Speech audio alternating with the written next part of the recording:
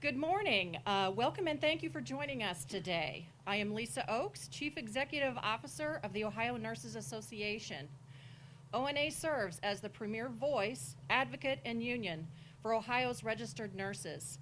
I'm honored to share this podium today with several noteworthy speakers, including Rick Lucas, President of the Ohio State University Nurses Organization, Andre Washington with the A. Philip Randolph Institute, Liz Schuler with the Secretary-Treasurer of the Afl-Cio, and Randy Weingarten, President of the American Federation of Teachers.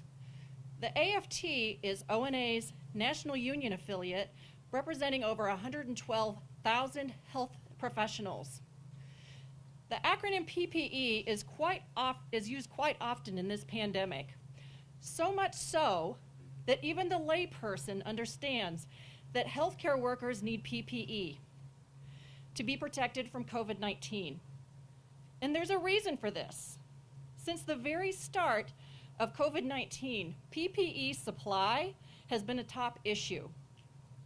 For months, experts have voiced concerns over the production of PPE as the world competes for a limited supply of respirators and other equipment not typically produced in the United States. For months, nurses have put their health on the line as they are forced to ration equipment and reuse masks that in a pre-COVID era were deemed acceptable for only one-time use. And for months, our federal government has sat idly by, letting this happen. They have had the power to step up for those who have stepped up to the front line of this pandemic by invoking the Defense Production Act, allowing our country to ramp up production of PPE we desperately need. But they haven't. The government has let us down. And healthcare workers are worried as we enter a new season of COVID-19, with Dr. Osterholm, Director of the Center for Infectious Disease Research and Policy at the University of Minnesota, saying that the next 6 to 12 weeks are going to be the darkest of the entire pandemic. Fortunately, where the government has let us down, others have lifted us up. Because of donations from organizations such as AFT, I am grateful to be standing here today with thousands of pieces of PPE for Ohio's nurses, ready to be distributed across the state. This donation is especially important as Ohio doubled the number of hospitalized COVID-19 patients this past month. I'd first like to introduce Rick Lucas. In addition to being president of his local union, Rick is a Central Ohio Rapid Response RN at the Ohio State University Wexner Medical Center and also a board member of the ONA. Rick. Thank you, Lisa. Welcome and thank you all for attending.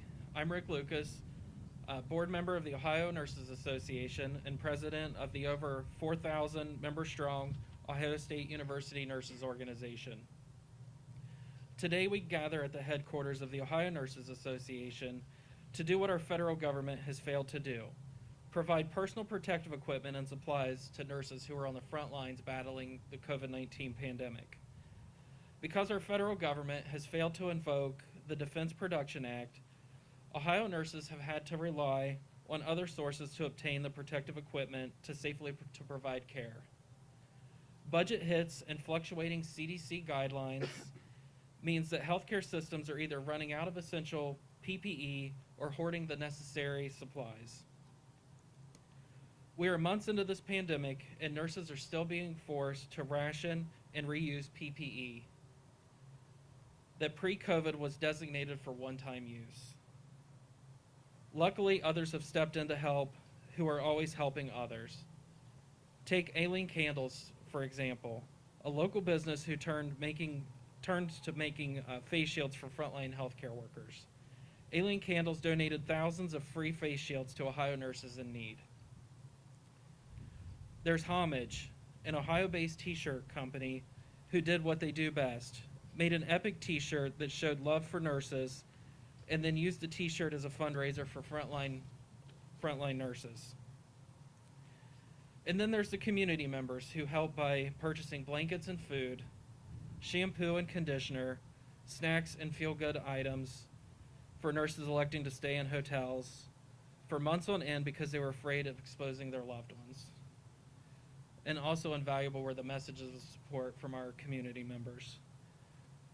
There's the Ohio Nurses Foundation, the charitable arm of the Ohio Nurses Association, who generously gave $10,000 that allowed us to purchase thousands of pieces of PPE and supplies. And lastly, and certainly not least, there's the AFT. AFT spent millions of dollars on surgical masks, gowns, gloves, N95 masks, and other supplies in order for nurses around the nation to be safely protected against the COVID-19. They're not in the business of purchasing mass quantities of PPE, but they did it because that's what their members needed. That's what we needed. Community groups and the union have stepped up because the federal government stepped down during our time of need. These donations have gone out to ONA members across Ohio, which includes a shipment yesterday of 1,000 N95 and surgical masks to St. Vincent Charity Medical Center in Cleveland. COVID-19 hit the charity hospital's budget hard, and ONA was happy to lessen the financial burden of purchasing PPE for the nurses. The secret's out that public health funding has dwindled over the decade, leaving our home health nurses facing PPE shortages from the very beginning.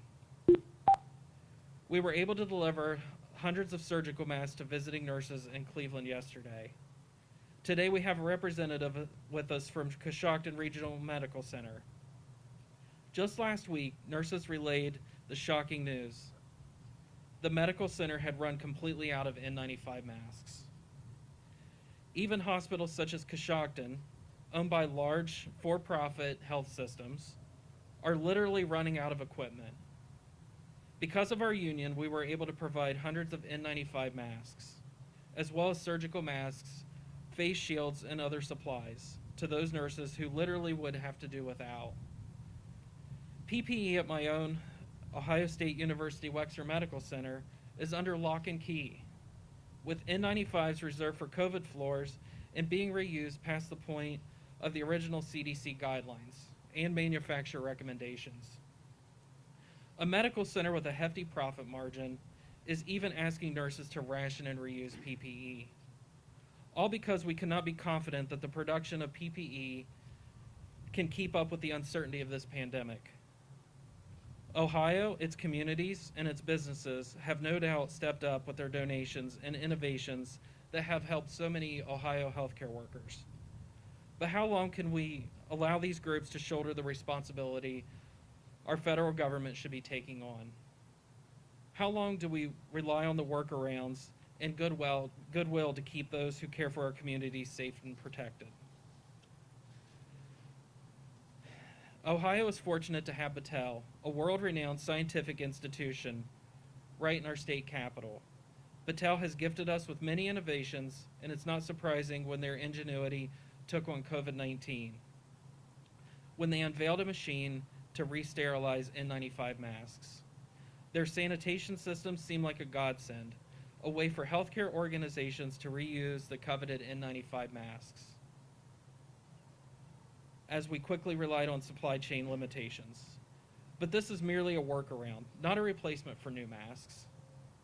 And now with the FDA warning letter to Battelle, nurses reporting side effects after using decontaminated masks, and concerns about just how well N95s can hold up to multiple sanitations, it's clearer than ever. We need our federal government to make the production of PPE a priority. Workarounds don't work. We must invoke the Defense Production Act. Thank you again to the AFT and everyone who has stepped up where the federal government has failed. You provide not only protection, but peace of mind for Ohio's nurses. Thank you.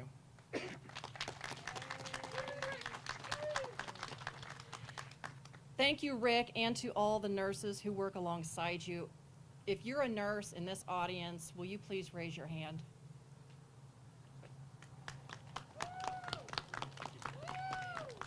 The t-shirt that Rick mentioned, the Epic t-shirt I might add, is the t-shirt that I'm wearing today that says Love a Nurse today, and I would say that every day is a good day to love a nurse, socially distanced, of course. Before I introduce our next speaker, I want to give a quick shout out to some folks who have been good enough to take some time out of their busy days and come and join us and support us here at our press conference. So real quickly, if you'll give us a wave. Tim Burga is the president of the Ohio Afl-Cio. Thank you for coming, Tim. Paula Anderson, she is a member of the Ohio Nurses Association, and she's also a new member of the AFT Retiree Council. Crystal Lett is joining us today. Crystal is a candidate for House District 16. Representative Adam Miller from House District 17. Where did I? Way back there, okay. And Senator Herschel Craig from Senate District 15. Thank you all for coming. Your support of us today is greatly appreciated. And now I'd like to introduce our next speaker. Andre Washington is an AFSCME field representative and special coordinator, the state president of the Ohio APRI, state treasurer of the NAACP, and an Ohio voting rights advocate. And he will be speaking about the A. Philip Randolph Institute GOTV initiative. You're a busy man, Andre. Welcome. Thank you. First, I want to acknowledge my president of the AFL-CIO, Tim Burga, the AFT and OEA. Thank you very much for having me here today. This election is so important. It will determine the outcome of our nation in many ways. This election is so important. So the question that I asked the A. Philip Randolph Institute is the question I'm going to ask you. How bad do we want it? How bad do we want it? The A. Philip Randolph Institute has determined that we are not going to get a good night's sleep until the polls close November 3rd. The A. Philip Randolph Institute has determined that we are going to go where the voters are.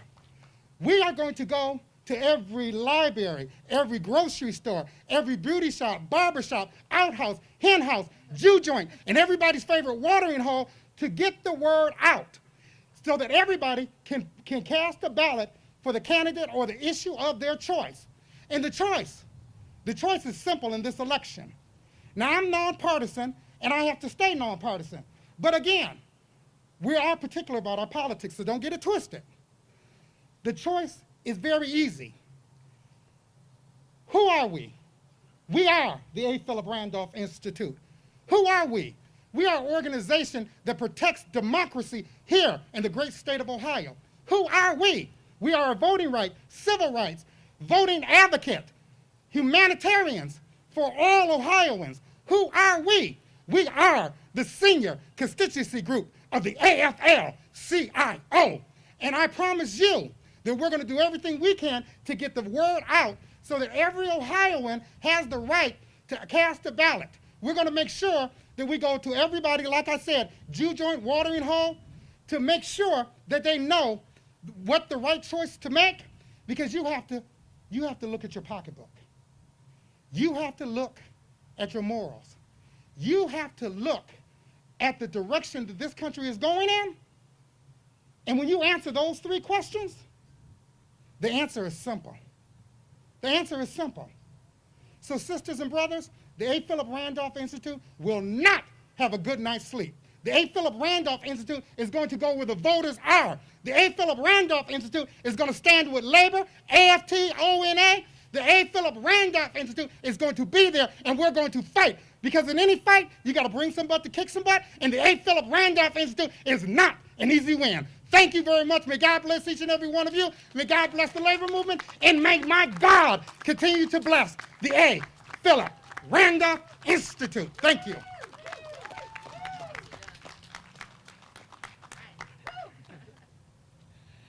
He promised 2 minutes, and he delivered.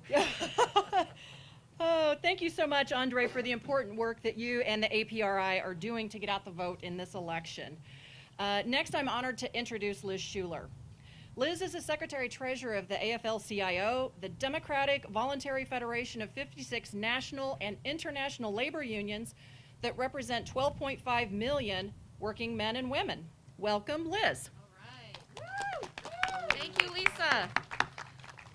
I am so thrilled to be outside of Washington, D.C. today. So thank you for inviting me to be here today. I'm thrilled to be here with ONA and AFT and certainly our community partners, elected officials. Thank you, Andre, for that dose of inspiration. We are 13 days out. Yeah. 13 days. And I am so thrilled that the Ohio Nurses Association is out here because their tireless work and their sacrifice, you heard from Rick, is gotten us through this pandemic. And so we as the labor movement want to say a huge thank you for your work, for your sacrifice during COVID-19. And I was on the ONA Facebook page last night.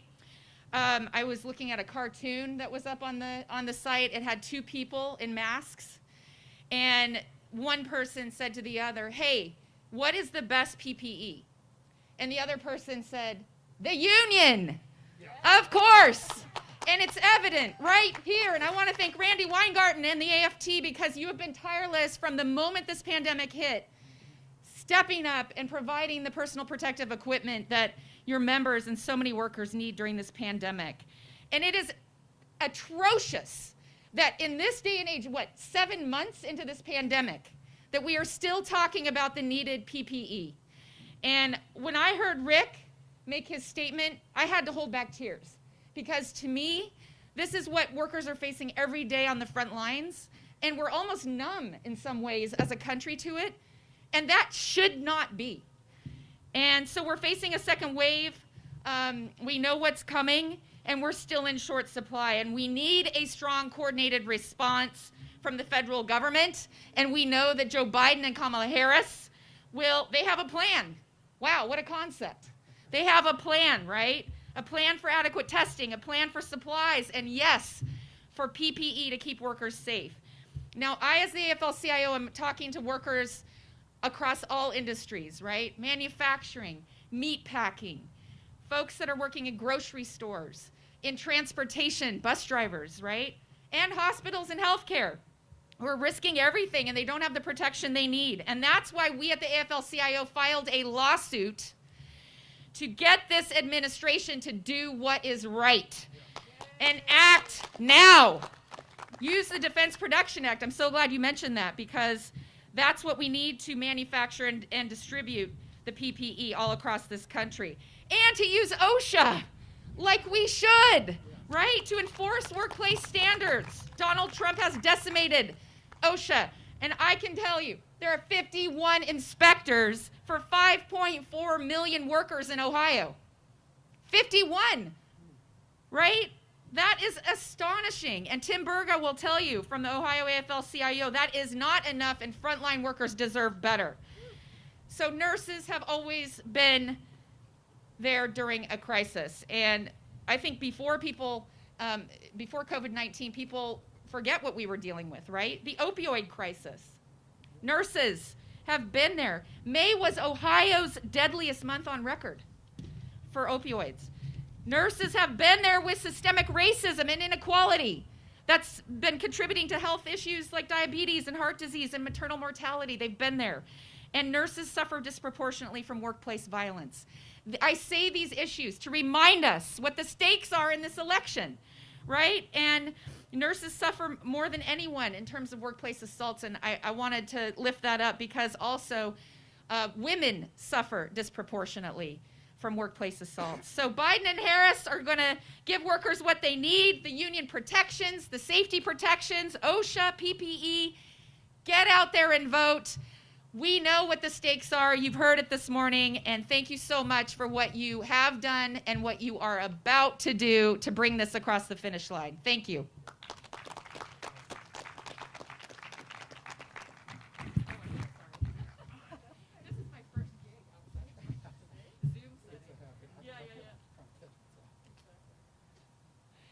Thank you, Liz. Yes, they whispered in my ear and they said, "We've got to go clean the mic." I'm like, "Oh yeah, check. I guess we are in a pandemic." Good call.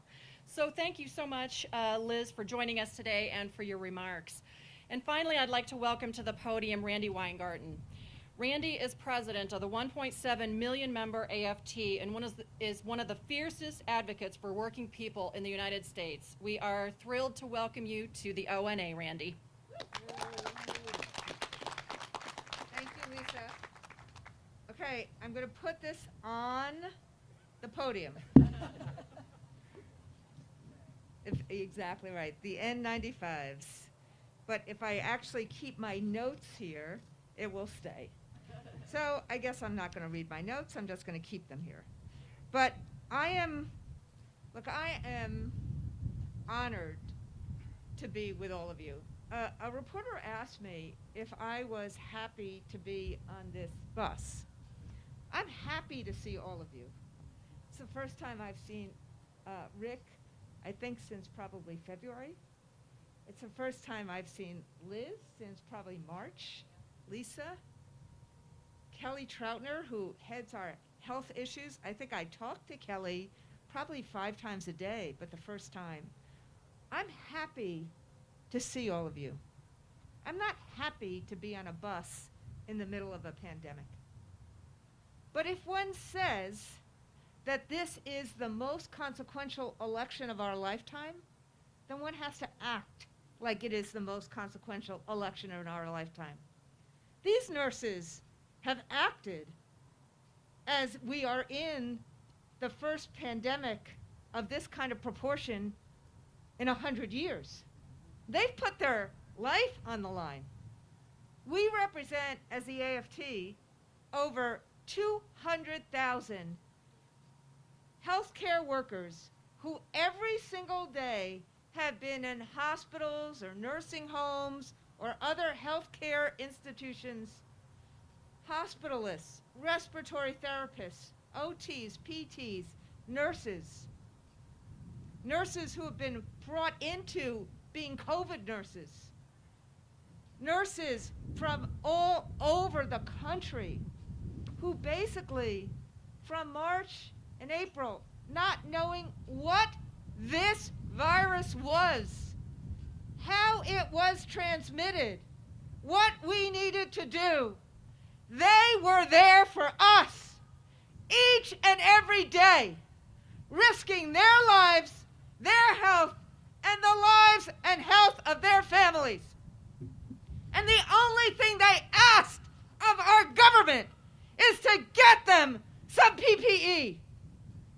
They probably had a name in front of and an adjective in front of PPE that I'm not going to say as a school teacher. They asked for N95s. They asked for gowns. They asked for surgical masks. They asked for face shields. They asked for gloves. And a whole bunch of this was stockpiled, or was supposed to be stockpiled. There was supposed to be a pandemic response of this country. Where was it? There is a Defense Production Act in this country. It's been used before. Why wasn't it used to get the PPE that frontline workers needed? These are the questions. These are not political questions. These are humanist questions that should be asked in the last 13 days before an election. These are questions, you don't have to be a Republican or Democrat or independent. These are questions that everyone has a right to ask of any presidential candidate about when you are facing a pandemic. Will you do what people need, particularly the people who are protecting us? We all know the answer. The answer was no. The Defense Production Act wasn't used. No. 3M and other companies who probably would have been delighted to stop everything and do this work, like people did in World War II, but they weren't even asked. And instead what happened was that states fought with each other. PPE was taken from states as it landed by the federal government, not to give to these nurses, but as we know from some reports, to give to their friends. What is it with Trump that he doesn't understand that we need to protect the front lines who are protecting us? So we acted. Yes, we're part of the Afl-Cio suit to challenge the federal government's response on health care and on safety. Yes, we're fighting as part of the HEROES Act to get an OSHA standard. We've been fighting for that for months. And yes, we're fighting. And the House of Representatives under Nancy Pelosi passed a violence standard for our nurses. Yes, we're fighting for all of that. But frankly, listening to Rick and listening to Lisa and others, hearing the cries of our nurses, I've never sourced anything ever. It's kind of not anything I ever thought I would have to do. But then with Kelly and others in our office, we spent hours and hours and hours sourcing these, trying to find N95s, trying to find masks everywhere in the country. I don't think I've ever bought anything from China, or I hope I never did. This we were happy to buy from China because we couldn't find it anywhere else. And even though we are a not-for-profit, the government made us pay taxes on it and tariffs on it. And we are happy to do that too. Because at the end of the day, that is who union is. It is about having people's backs. It's about making sure that safety and health is front and center. It's about honoring these amazing healthcare workers who have done things to help us, to protect us in the middle of a pandemic. And that's what the election is about. COVID is going up again.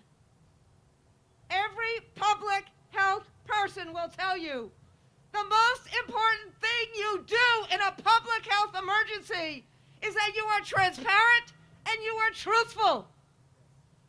You make sure people know what they are up against. And then you get all the protections that the protectors need. Again, this is not a Republican concept, a Democratic concept. This is an American concept. This is based on science and safety and humanity. How dare President Trump deny this virus? How dare he do this reckless disregard of people in these super spreading events everywhere in the country? How dare he not use the Defense Production Act? How dare he not have a mask mandate? This is about protecting the people of America, our seniors, our kids, our frontline workers. And that's what this election is about. How do we make sure that life is really held in real regard, not reckless disregard? How do we make sure our kids can go back to school without everyone having anxiety and not pitting life versus learning? How do we make sure as we get through this next wave that we don't see double the over 220,000 souls who have died, or the 8 million people who have been infected? How do we protect them? How do we protect people with pre-existing conditions? How do we make American life valued again? Yes, I'm in favor of Joe Biden and Kamala Harris. I think their heart is in the right place. I think they will help us get the PPE we need. I think they will help us protect pre-existing conditions. And I know they will help these frontline providers have the protection they need. Thank you.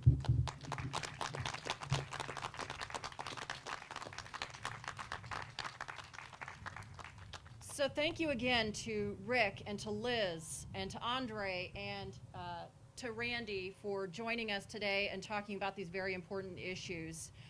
Thank you all for coming. We have some work to do now. We have a number of nurses here who are here to pick up some PPE, and we've also got some staff members who are going to load up some PPE for delivery.